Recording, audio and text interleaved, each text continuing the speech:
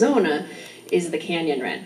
So my grandfather had the veery, and the canyon wren is it just has this beautiful like.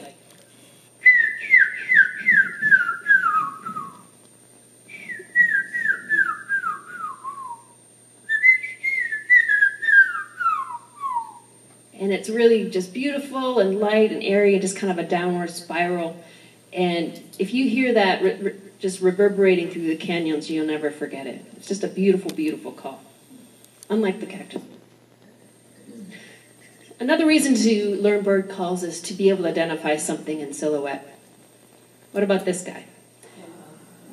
Now some of you can see that little white slice on the wing, right?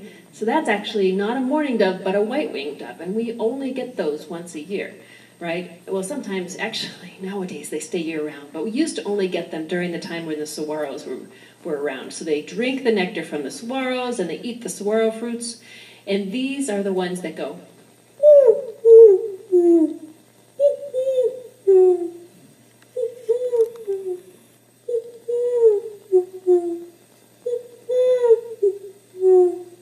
so you can do these too.